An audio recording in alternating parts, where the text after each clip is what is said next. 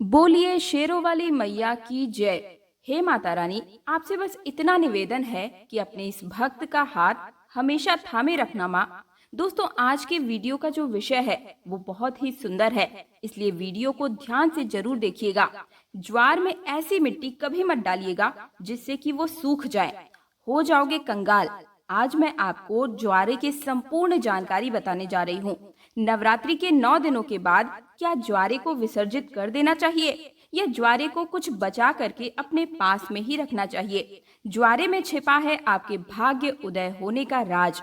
आखिर ज्वारे में क्या डालना चाहिए और ज्वारा क्यों सूख जाता है? क्या ज्वारे का पत्ता खाने से धन संपदा प्राप्त होती है, सुख प्राप्त होता है? नवरात्रों में ज्वारे को उगाते समय क्या क्या संपूर्ण जानकारियां हमें पता होनी चाहिए ताकि हमारे पास धन, यश, वैभव, कीर्ति, उत्तम फल तथा करोड़पति बनने की सपना जो है वो इसी बंद किस्मत के ताले को खोलने का काम कर सके। नवरात्रि में जो ज्वारे हैं उनके बिना माँ दुर्गा की पूजा अधूरी मानी जाती है और इसकी एक पौराणिक कथा भी है। सारी जानकारी आज के इस वीडियो में मैं आप सभी को विस्तार से बताऊंगी, इसलिए मैं बोल रही हूँ कि इस वीडियो को बहुत ही ध्यान से सुनिएगा। धार्मिक मान्यताओं के अनुसार जौ को भगवान ब्रह्मा का स्वरूप प्रतीक माना जाता है, इसलिए नवरात्रि के पहले दिन ही घट स्थापना के समय जौ की सबसे पहले पूजा की जाती है और उसे कलश में स्थापित किया जाता है। सृष्टि की पहली फसल जौ को ही माना जाता है, इसलिए जब भी देवी देवताओं की पूजा की जाती है या हवन के समय आपने जरूर देखा होगा कि जौ अर्पित किए जाते हैं और जौ को ही लोग आम बोलचाल की भाषा में ज्वारे कहते हैं। नवरात्रि में बोए जाने वाले ज्वारे से आप अपना भविष्य भी जान सकते हैं। कैसे जान सकते हैं? इस वीडियो में आप लोगों को सारी जानकारी विस्तार से बताती हूँ। और अगर आपने अपने घर में ज्वारे बोकर नहीं रखे हैं तो भी कोई बात नहीं, इस वीडियो को ध्यान से देख लेना। आपको किसी न किसी माध्यम से ज्वारे विसर्जित करते समय कुछ न कुछ ज्वारे जरूर प्राप्त हो जाएंगे। इससे आप अपनी बंद किस्मत के ताले को खोल सकते हैं। दोस्तों, वीडियो बहुत ही ध्यान से देखिएगा और हाँ, हमारी वीडियो में बताई गई जानकारी अच्छी लगे, मेरी आवाज को अगर आप पहली बार सुन रहे हैं तो वीडियो को लाइक करके चैनल को सब्सक्राइब और पास वाला बेल आइकन प्रेस करने के बाद कमेंट बॉक्स में जय माता दी लिखने के साथ ही अपनी राशि, डेट ऑफ बर्थ जरूर लिख दीजिएगा, ताकि राशि से जुड़ा हुआ जो उपाय बनता पड़ेगा वो मैं आपको कमेंट में ही बता दूंगी। दोस्तों, हमारे धर्म शास्त्र कहते हैं कि नवरात्रि में बोए जाने वाले ज्वारे से आप अपने भविष्य में झांक सकते हैं, अर्थात आप अपने भविष्य को देख सकते हैं। कैसे देख सकते हैं?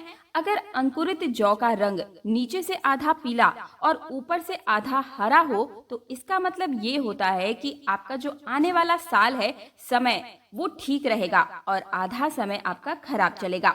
यदि जो जौ है वो नीचे की ओर से आधा हरा और ऊपर की ओर से आधा पीला हो तो इसका मतलब ये है कि आपका शुरुआती समय ठीक से बीतेगा, लेकिन बाद में आपको परेशानियों का सामना करना पड़ेगा। लेकिन आपको घबराना बिल्कुल नहीं है, इससे छुटकारा पाने का तरीका भी मैं इसी वीडियो में आपको बताऊंगी, इसलिए अंत तक वीडियो को जरूर देखिएगा, क्योंकि अधूरा ज्ञान हमेशा लटकती हुई तलवार की तरह होती है। दोस्तों, इसी के साथ जो जौ है वो सफेद या हरे रंग में उग रही हो तो ये अत्यंत ही शुभ संकेत माना जाता है। अगर ऐसा है तो मान लीजिए कि आपकी पूजा सफल हो गई है और आने वाला समय खुशियों के दरवाजे खोल कर बैठा है। तो अगर सूखी और पीली होकर के झरने लगे तो ये एक अशुभ संकेत माना जाता है। ऐसे में आप जो है माँ दुर्गा से अपने कष्टों और परेशानियों को दूर करने के लिए प्रार्थना कर सकते हैं, या फिर नव दुर्गा का जो बीज मंत्र है जैसे कि ओम धूम दुर्गाय नमः, दोस्तों इस मंत्र का 108 बार हवन करके आहुति दे सकते हैं। इससे आपको अत्यंत ही लाभ मिलेगा और माता रानी से प्रार्थना कर सकते हैं कि हे माता रानी, मुझसे इस नवरात्रि के दौरान अगर कोई भी भूल चूक हुई है तो मुझे माफ कीजिएगा। कहते हैं कि नवरात्रा के दौरान बोई गई जौ जितनी बढ़ती है उतनी ही माता रानी की कृपा बरसती है। इससे व्यक्ति के घर में सुख समृद्धि बनी रहती है, ये संकेत मिलते हैं। मान्यता है कि यदि जौ के अंकुर 2 या 3 दिन में आ जाते हैं तो ये बेहद शुभ माना जाता है, और जौ यदि नवरात्रा समापन होने तक भी नहीं आते तो ये अच्छा नहीं माना जाता। हालांकि कई बार ऐसा होता है कि यदि आप सही तरीके से जौ नहीं बोए तो भी जौ नहीं उगते हैं। ऐसे में ध्यान रखें कि जौ को अच्छे से बोएं। वैसे तो अलग अलग घरों में जौ होने का तरीका भी अलग अलग होता है, कुछ लोग बालू को एक जगह पर इकट्ठा करके उसमें बीज बो देते हैं, जबकि कई लोग अलग से मिट्टी का बर्तन लेकर उसमें बालू या मिट्टी डालकर जौ को बोते हैं। लेकिन अगर आप चाहते हैं कि ये अच्छे से उगे तो एक मिट्टी के बर्तन में बालू या मिट्टी डालें, फिर उसमें जौ के दाने डालें। शारदीय नवरात्रि हो या चैत्र नवरात्रि या फिर गुप्त नवरात्रि, जिस घर में यदि ज्वारे नहीं बोए जाते हैं वहाँ पर परेशानियां अपनी जगह बना लेती है। साथ ही भूत प्रेत का वास होने लगता है, भूत अपना डेरा बना लेते हैं, गरीबी का वास हो जाता है।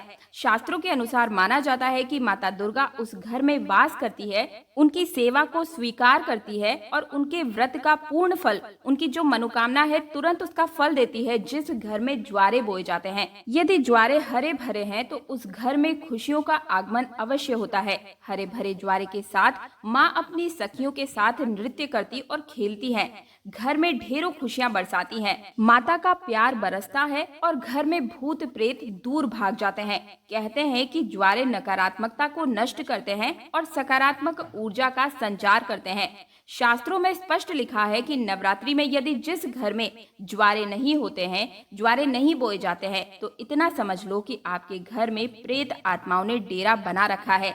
यही घर में ज्वारे को बोने से आपको रोकती है। और चलिए अब मैं आप सभी को बताती हूँ कि नवरात्रि में ज्वारे का क्या करें, क्या विसर्जन कर दें या इसे घर में ही रहने दें। तो धार्मिक मान्यता ये कहती है कि ज्वारे को घर में रखना शुभ माना जाता है, लेकिन इसको रखने के पीछे एक निश्चित निर्धारित समय रहता है। इसी निर्धारित समय में ज्वारे की सेवा करके जल में विसर्जित इसे जरूर कर देना चाहिए। दोस्तों, जैसे कि आपने 9 दिन तक इसकी खूब सेवा की, बहुत अच्छी बात है। 9 दिनों के बाद इसे जल में विसर्जित कर देना चाहिए, क्योंकि शक्ति को शक्ति के साथ मिलाना जरूरी है। जल को गंगा शक्ति कहा जाता है और ज्वारे को श्री शक्ति कहा जाता है। श्री शक्ति अर्थात लक्ष्मी की शक्ति, दुर्गा की शक्ति। इसलिए श्री शक्ति को हम सबको जल शक्ति में, गंगा शक्ति में जरूर भेंट करना चाहिए। ज्वारे के आसपास 9 दिनों तक अखंड ज्योत जलने के कारण, माँ दुर्गा के समीप ये रहने के कारण ये बिल्कुल ही शक्ति स्वरूप जागृत हो जाती है।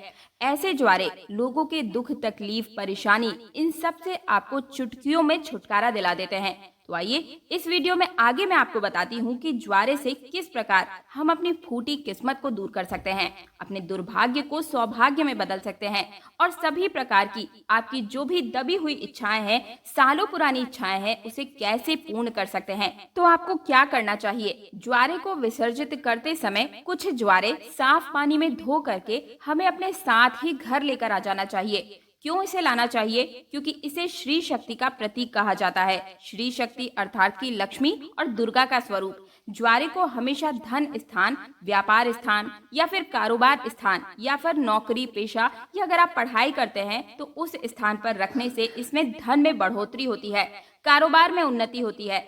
अगर आपकी दुकान ठीक से नहीं चल पा रही है, कारोबार में आपको बढ़ोतरी नहीं हो रही है या फिर आपका धंधा पानी जो है वो मंदा चल रहा है, हर जगह से निरंतर प्रयास करने पर भी आपको नुकसान ही हो रहा है, तो बिल्कुल ही ज्वारे की कुछ पत्तियां आपको अपने व्यापार स्थान पर, धन स्थान पर जरूर रखनी चाहिए। इससे आपके धन में बढ़ोतरी होती है, कारोबार में तरक्की होती है, बिजनेस में उन्नति होती है, नौकरी में उन्नति होती है। ऐसा माना जाता है कि ज्वारे के पीले वस्त्र या फिर लाल वस्त्र में लपेट करके उसके ऊपर मौली धागा बांध करके अगर आप इसे पैसों के स्थान पर रखते हैं तो ऐसे में आपकी घर की जो तिजोरी स्थान है वो कभी भी खाली नहीं होती है, क्योंकि ये एक शक्ति पुंज के रूप में कार्य करती है और ये जागृत होती है। अच्छा, कई लोग हमसे कमेंट में बोलते हैं कि मैम हमारे जो पर्स में है कभी भी पैसा नहीं टिकता है। तो ऐसे में आपको क्या करना चाहिए, थोड़ी सी जो ज्वारे होते हैं थोड़ी सी मात्रा में इसे अपने पर्स में जरूर रखना चाहिए। और आप में से अधिकतर लोग ज्वारे को अपने पर्स में रखते भी होंगे। अगर नहीं रखते हैं तो अभी से आपको शुरू कर देना है, क्योंकि ज्वारे जो है 9 दिन तक माँ दुर्गा और अखंड ज्योत के पास रहने की वजह से जागृत हो जाते हैं और आपका पर्स भी धन रखने का ही स्थान है। तो ऐसे में आपके पर्स में कभी भी नोटों की कमी नहीं होगी। अगला उपाय बताने से पहले आप सभी से मेरी रिक्वेस्ट है कि कमेंट बॉक्स में जय माता दी लिखने के साथ आप सभी अपना नाम और राशि, डेट ऑफ बर्थ लिखना तो नहीं भूल रहे हैं ना। जल्दी जल्दी लिखिए, क्योंकि कमेंट बॉक्स में ही मैं आपको राशि से जुड़ा उपाय बताऊंगी। किसी भी श्रेष्ठ मनोकामना के लिए 5 ज्वारे के साफ और स्वच्छ पत्तियों को देवी पुराण या फिर दुर्गा सप्तशती दिव्य जो किताब है माता रानी की दिव्य किताब, जैसे कि देवी पुराण, दुर्गा सप्तशती, ये सब दिव्य किताब कही गई है। तो मनोकामना बोलते हुए आपको इनमें जो पत्तियां हैं उन्हें दबा देना है। माँ भगवती की कृपा से कुछ ही दिनों में आपकी दबी हुई इच्छा या कोई भी छोटी बड़ी कितनी भी बड़ी से बड़ी मनोकामना क्यों ना हो, वो तुरंत पूर्ण हो जाएगी। लेकिन जब भी आप ये उपाय करें, आपको गुप्त रखना है, इसके बारे में किसी को भी बताना नहीं है। देखिए, जो ज्वारे हैं वो बहुत ही पवित्र चीज होती है, तो मनोकामना पूर्ति जब तक न हो जाए तब तक किसी को भी इस विषय में आपको नहीं बताना है, बिल्कुल ही गुप्त रखना है।